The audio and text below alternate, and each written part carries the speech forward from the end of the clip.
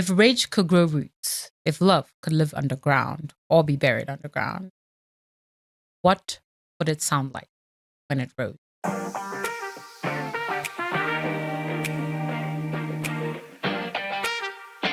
Hi, welcome to the Book Corner with me, Mish Atagana.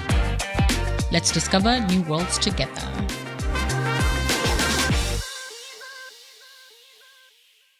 Hi, everyone. Welcome back to another season of the Book Corner with me, Mish Atagana. But this season, things are a little different in the studio. First of all, it's really hot today, but never mind that. It could also be because I have a co-host and he is bringing the temperature up in the studio all the way from Nairobi, guys. Mind. Well, thank you. I'm super happy to be here on the Book Corner. And the Book Corner. I've been a fan. I've been a quiet fan. Okay, dude, you just learned I am here. You know, I heard that you had a podcast and I was like, I want to get on. So last season, I think when I posted episode 1 of last season, Kevin reposted. It's like, wait, Mish has a podcast? I was like, yeah, duh. And then we started chatting, and the next thing you know, we're in the studio. We're here. It's actually a book corner. It is a book corner. By the way. It's a book corner. It's like a very beautiful safe space corner. So look at all these books. Yeah, I'm like, whoa. All right, now I'm ready to read. Okay, for people who don't know who you are, you want to tell them a little bit about yourself? Yes, so I am Maina Mind. Many people know me as Maina Mind, Kevin Maina, my official government name. I am an artist. I am a poet. I am an actor. I am a creator. And today, but not a reader. So here's the thing. I actually read. Ooh, when people say here's the thing, guys. But I am, the self-help kind of guy. So we are now, not self-help people on this podcast. I know, it's like fantasy and fiction. So now I'm trying to, by the end of this season, I should pick up a book.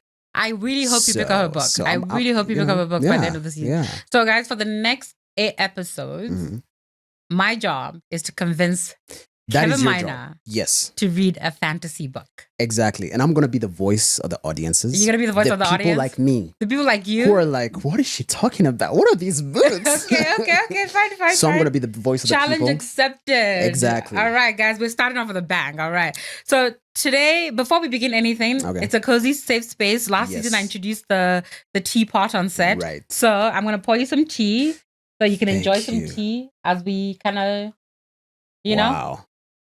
I love this. I know you're Kenyan and you guys love your white tea, but on the set we drink black tea. But it's delicious black tea. This is good. Try it. Yeah, should we have some tea? You want to cheers? Yeah, let's cheers. Let's go. Book Corner season 5, I think. Guys, I don't know what season we're on. We're in so many seasons. That is beautiful. Brewed tea. That tastes good. I love that. Okay, so today, what are we talking about? We are talking about Bury a Boom in the Midnight Soil. Like, this is a big... you just looked at the book like, that's a thick book. So you've read all that? I have read this book actually 3 times. Of course you have. Of course you have. I've read it 3 times. The only reason why I'm drawn to that book, it has the word midnight on my poetry album, Midnight Poetry. Oh my gosh, guys. Kevin came to... Thank you, guys. Check out... stream my album on Spotify. Kevin came to freaking poetry album on my podcast. Can y'all believe that? So yeah, when I saw that, I was don't even punch my own poetry books on this podcast. Hey, you should do better. Hey, you have a whole platform. Should we start a poetry podcast? Yeah, we could. Let's finish this episode, then we can discuss. Great, all right. Anyway, so today's episode, Bury Our Bones in the Midnight Soil. So this is a book by V. Schwab. I love this author. Okay. Like, I quite literally, every time she posts something on Instagram, I'm like, Victoria, yes, more. When is this book coming out? Yeah. So I was lucky enough last year to get a proof version, so an ARC, which is an advanced reader copy of this book from Pan Macmillan. Okay. And I remember the day I got it, I think I had like a scream when I saw it. Because I love her writing. Everything I've read by her is incredible. One of my favorite books of modern times is called The Invisible Life of Addie LaRue by her, right? That's the thing that actually drew me into her writing. I started reading this book and I was just like, what is happening? Yeah. Like, I read it. I think I finished reading it just after midnight. Like, I literally read the whole day. And after midnight, I finished reading it. Right. And I was just like, what? Like, I like, this is incredible. And then I reread it. Before I actually wrote the review for it, I read it at least twice. And when it came out, it literally, I was in London when it came out. So I bought this copy at Waterstones, and I bought it because it's a signed copy? it's a signed copy. Let me add it. By the author. Who else is going to sign the book, dude? Wow. Okay. So it's a signed copy. This book, so earlier when we were sitting, Kevin's like, what is this book about? And I was like, it's about toxic lesbian vampires. Okay. that was actually my first question. So like for anyone who hasn't read that book. It's literally you've about read toxic. It twice. It's about toxic. Is it 3 times? 3 times. Yeah. So you've read it 3 times. I've read it 3 times. Great. One for each of the 3 lead female characters. Okay. And to be honest, actually, that's important note because every time I read it, I think my attention was focused on a particular character. You know, so so the first time I read it, like I was like, oh, super focused on this one character, and then the second time I'm like, oh, this. So it's like it's been like one of those things, and I love. So Maria, who's the first character we meet, lives in the 1500s in Spain. Right. And literally the story takes us through time.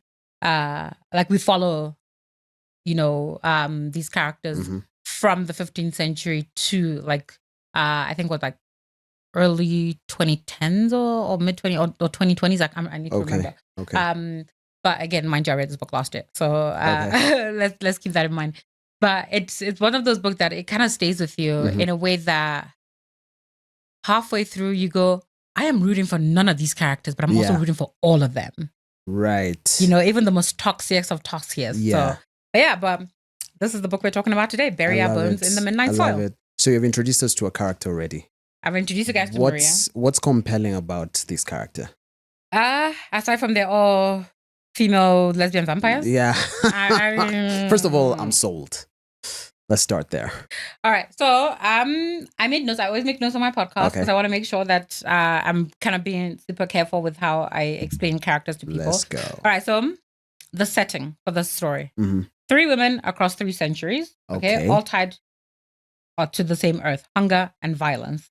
That's really important. Okay. There's hunger and violence. But so it's like a gothic epic. I think this is what I think about other of these work. This is possibly one of the one, it feels proper epic, like shadows, like darker shades of magic, sure, you know, but this feels super epic, right? So it moves between 1532 Santo Domingo to England in 1837 and 2019 Boston. So late 2010s. And kind of the thread that kind of grounds all of these is the same thing that binds all of them together, which is that they all kind of stem from the same vampiric line, if you will. Right. So the same person, one person gets turned into a vampire, and that person turns another person, and that other person turns another person. And this is across centuries? This is across centuries. Okay. I mean, vampires are immortal, so unless you kill them, right? So first character who we meet in 1532, that's Maria. She literally has this insane kind of behavior. She's like this young girl who feels very out of place in her own skin, in her own world. I kind of wrote here, she's kind of she's not a monster in like the way you like look at monsters regularly, but she's like she's a survivor who refuses to die. And she, of all of them, she is the one that begins with the most innocence, the most vulnerability, but the one that becomes the most savage. Right. Yeah. Okay. That's how I think about her. Right. And then we get to England. This is an interesting character because this is the character that's one of those people that, in the end, she's very good at victim being, and then you start by feeling like, oh, poor girl, this happened, but wait a minute, like you're repeating the same patterns that people did to you, and you know you're doing it, and you're being kind of like, you know, And then our final character, who we meet in 2019 Boston, she is the one I kind of rooted for the most, simply because she had I think she was there's a lot more innocence about her, and there's like a lot more room for kind of seeing how her agency was taken away. She's like a student.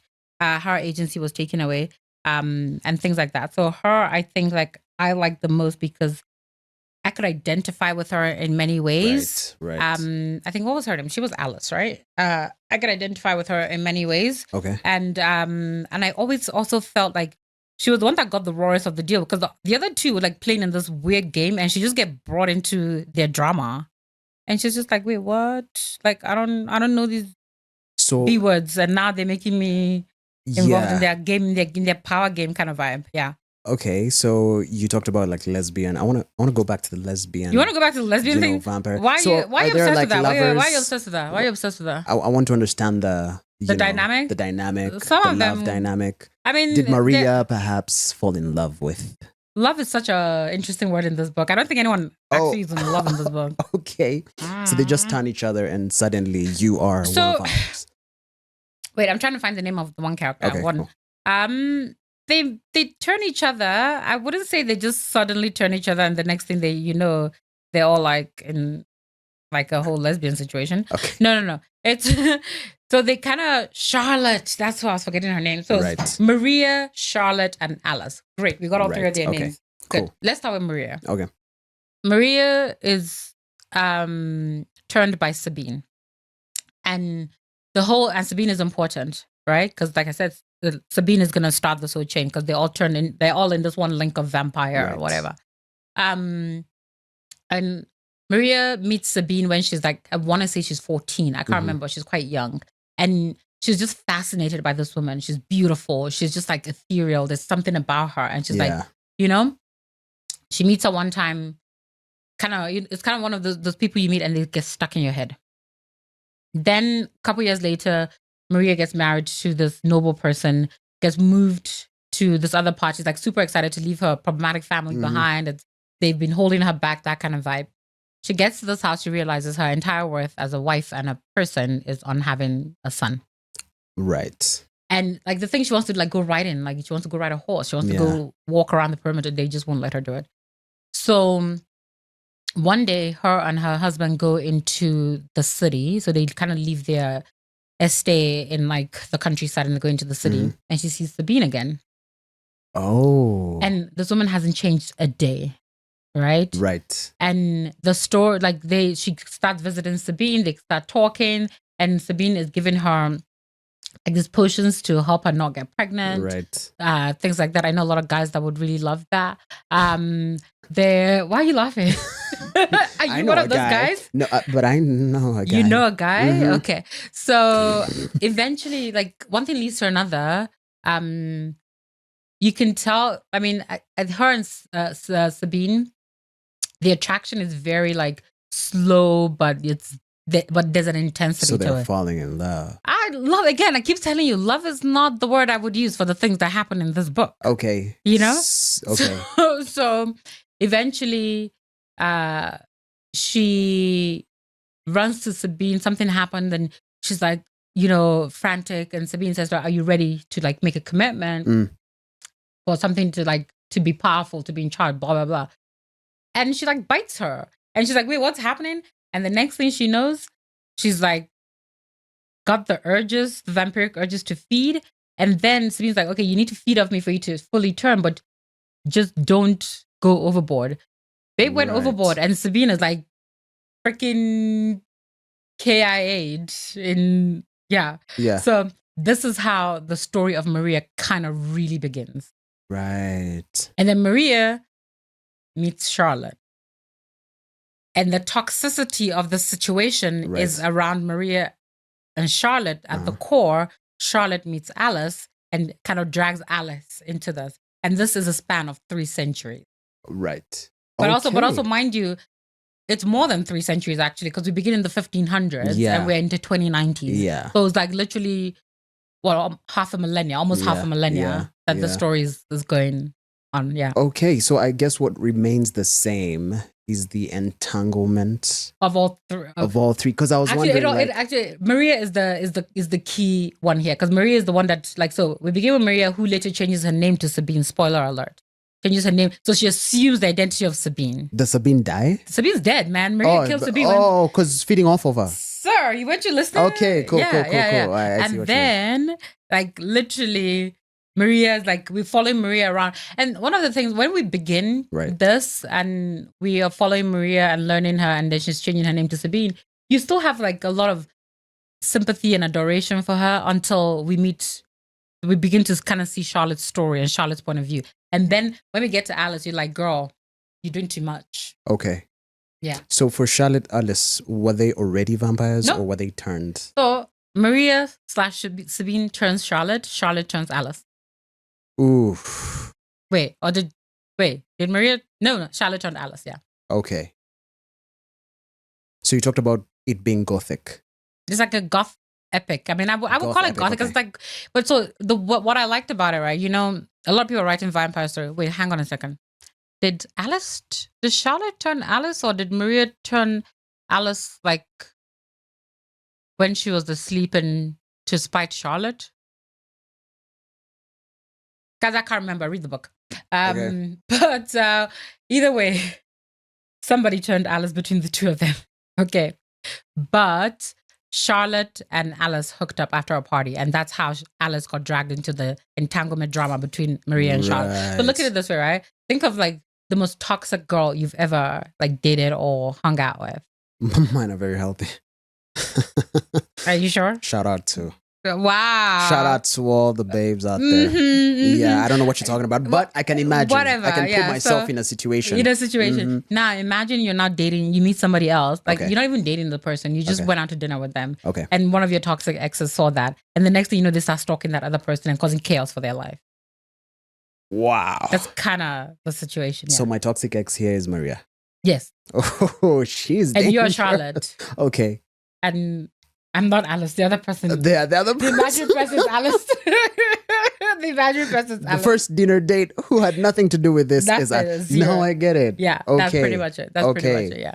All right. What's that one image that stuck with you in the book? Ooh. What image stuck with me in the book? There's a scene where I think it's where we first meet Maria. Okay. And it's the first time she sees Sabine. There's the way she describes her presence. I just imagine like, you know, all these like horse-drawn carts going down the street and people in the small town gathering because it's like this thing that's happening in the town. And this little girl just like hanging off the side of not quite a balcony, but like one of those stone balcony things and seeing this lady and just the awe. There's a sense of awe that I just imagine she had when she looked at Sabine for the first time. Yeah. Do they describe her? They do. They describe her as like this incredibly but because we've seen it from Maria's point of view. So Maria's point of view is that she's like, there's a mystery about her beauty, but she's also, she's too young to be a widow, but she's dressed like a widow. So she must be a widow. Right. Right. And it's just like, she's wearing gloves, so you can't see her hand. But so all these things later, and if you know the context of the book and begin to guess who Sabine is what a vampire will do by protecting themselves from the sun. Yeah. Or too much light. I think you asked me earlier about, you know, why I called it gothic, right? It's because I think there's a lot of vampire stories these days, right? And one of my favorite kind of vampire stories or genres, the way people write about vampires, is Anne Rice. Interview with a Vampire being a favorite. And obviously Bram Stoker's Dracula. What V.E. Schwab has done is she's brought us back to classic vampires. But then she made them toxic and lesbian. And you're just like, please, somebody pass me the tea. Let me sit and watch this train wreck happen. And it's amazing. Interesting. You talked about appetite. Story about appetite. I'm curious how that maybe challenged your ideas on, you know, desire and survival. Desire and survival. Is this what the audience will ask Kevin Maina? This is what I want to know. You know, as a woman reading about vampire women with insatiable appetites. Oh my gosh. I mean, Maria took someone out. Just because of her appetite. Maria took people out. Maria took people out. So... No, it's very interesting. Like what I think there's a lot of, as much as Maria is a problem, guys, Maria is a problem, especially when she becomes Sabine. But this is also the thing. As Maria, I rooted for her. She's incredible. She's amazing. As Sabine, she's a villain. But I'm like, is she a villain, or is she a villain of circumstance of the world that made her? You know? Right. So yeah, so on like my thoughts on desire and like what was the other one? What was the other question? Desire and survival. And survival, right? Survival is a key one because for women it's a very intense world, right? Yeah. So survival for Maria as a young bride whose husband literally treated her like a breeding horse. Like literally your job here is just to make babies. Yeah. And don't talk to anyone, don't make any changes. Like she wanted to like decorate the house. They were like, hell to the no. And Maria also started realizing that her appetites were not to her husband when she met one of the maid that used to bring her food. And she was just like really into the maid. And she was like, excuse me, miss. Legit and wanted to do some things to the maid. So I also love that idea of how one discovers oneself and one's own desire. And but also, because there's a bit where she's like, she wants to lean into the desire, but the maid is like, what's this? And it's like, I love the 15th century, so I can imagine. Yeah, exactly. This is, you know what? She must have loved it when they got to 2019. The 16th century. She's like, 19 or 18 or maybe 20. She's young. She's trying to understand what her body wants, what she wants. And I love that we get to walk that journey with her in a way that is so careful but also so honest. And V is good at that. She's good at honesty, especially in the way she writes her women. She's so good at honesty about what they want and knowing it's okay to want those things. That it's not bad to want things, but it's also okay to question why you want things. So I think in terms of learning about desire and survival, for sure, you know, it's like the idea of desire is very much prevalent in this book, but it also makes you think about your own desires. Are you willing to go to the lengths that Sabine goes for your desires? Or will you be strong in the end, the way Alice was, even though she didn't think she had it in her? So things like that, I think it made me kind of question my idea of what is brave when it comes to desire. Okay. Yeah. You touched on something that's kind of deep. You're like, damn. I'm just like, whoa. That's deep. Now I gotta think about that. I gotta think about that for a minute. You mentioned something about V's writing, and as someone who's trying to get into fantasy, the book corner and fantasy kind of books, I'm curious to know, other than the storyline, which sounds amazing, what keeps you flipping the pages on this book in terms of her writing? Like, what is it about V's writing that just gets you? Because you've mentioned her more than twice in this conversation, and I know there is something. So here's my thing, right?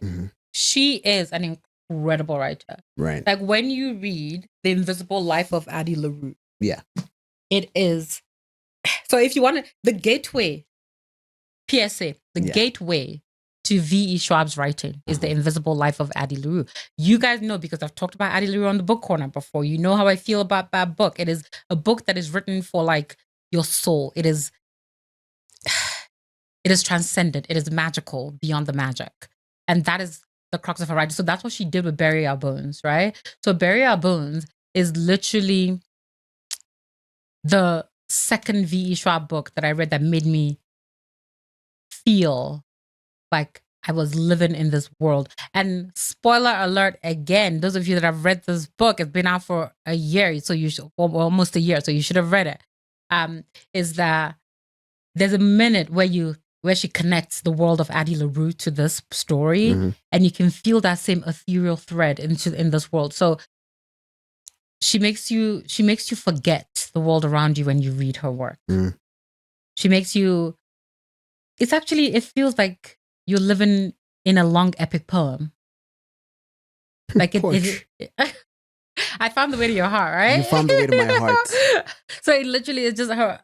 Victoria put her foot in it when she wrote this Let me book. tell you guys, I'm just reading like the back cover of this. Yeah. The poetry and listen to this, all right? Let him tell you. 3 young women, their bodies planted in the same soil, their stories tangling like roots. One grows high, and one grows deep, and one grows wild, and all of them grow tea. coming to a bookstore near you. That's a trailer. Like it's already in the they bookstore. should probably do like voice trailers for these books, because this is brilliant writing, and I can see what you're talking about, because I've read this and now I want to get the book 100%. Crazy. No, it's good stuff. brilliant. It's So, good stuff. I mean, obviously it's about vampires. Obviously there's emotions, but I also want to know, with fantasy books, one thing I always question is what is it that makes the book human? Mm-hmm. And of course we've touched on beats and elements, love, desire, all those things. But what's that one thing that makes this book human? So, and that could be perhaps what you relate to. But this is also the thing about BE is like, it's not about, her books are not about the magic. It's about the people. The magic just happens to be a by the way. Oof. Okay. It's a by the way. So these are set in our world. Yes. It just happens to have this layer of magic, but we don't all know vampires exist.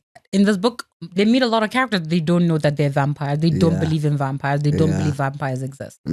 Right? And so I remember I said to you, there's a part of this book when I was reading. Actually, last year I was at a work thing and she actually spoke at our work event.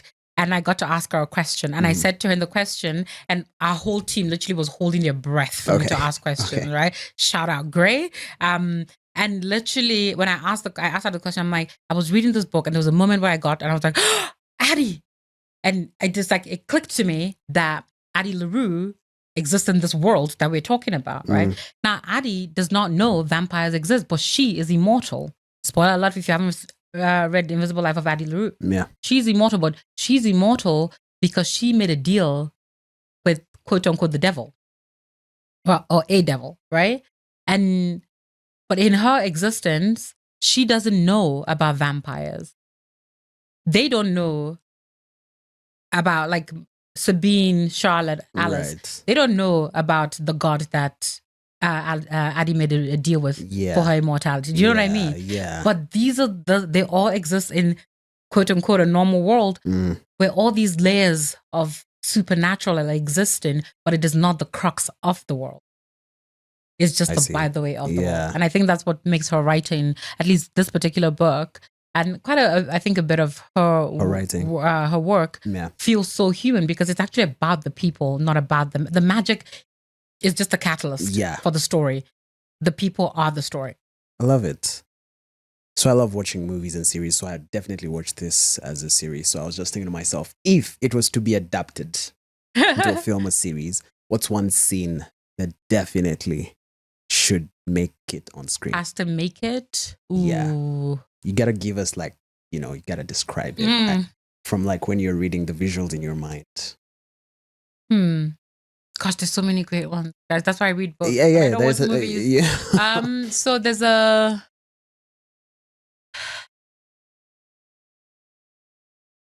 scene where Sabine comes back to a friend in, is it Rome? Somewhere in Italy. There's this house with this other vampire, this older gentleman vampire. Yeah. And his partner had died. And he's literally on a self-destructive path because his partner died. And there's a scene where she's trying to get him to just get a hold of himself. Yeah. And I remember thinking, it was one of those moments where it felt like these are some of the last good things she was trying to do. Right. And I really loved that, her trying to, save her friend from himself.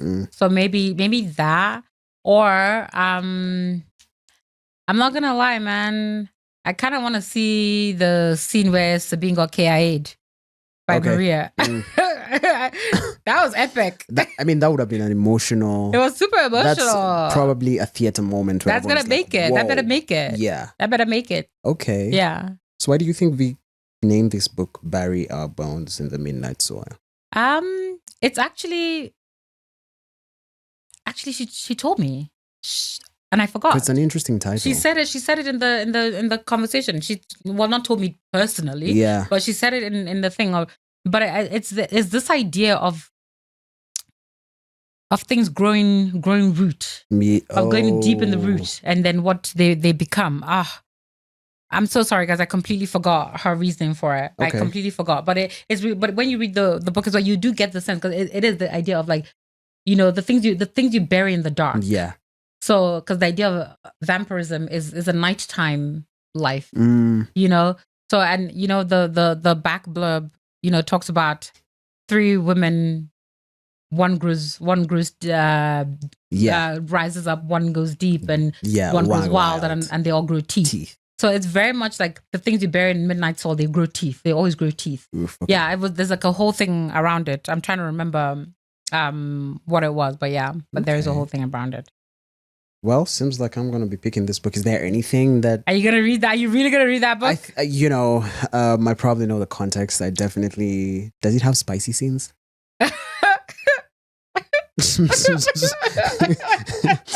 Do they describe... It's a book about lesbian vampires. What do you think?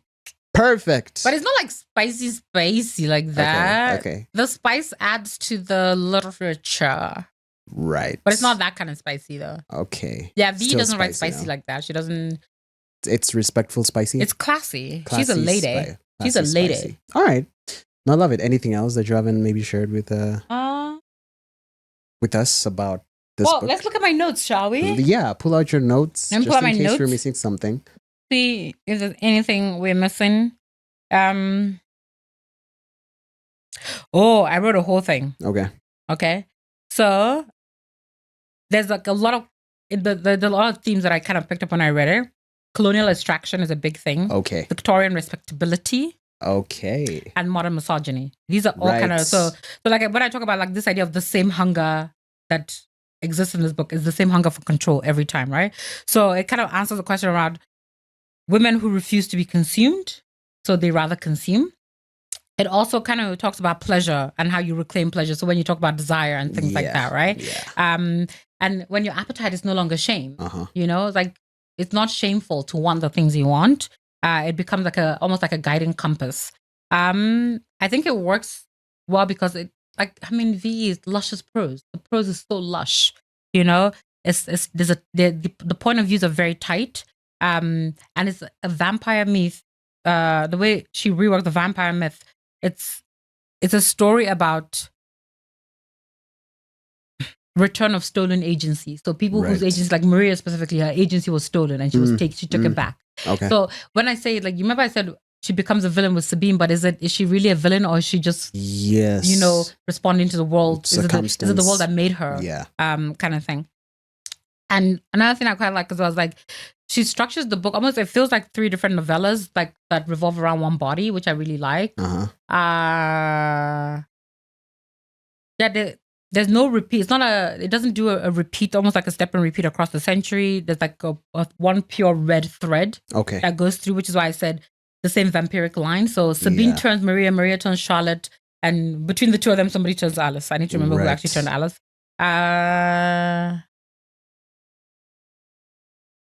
Yeah, I'm trying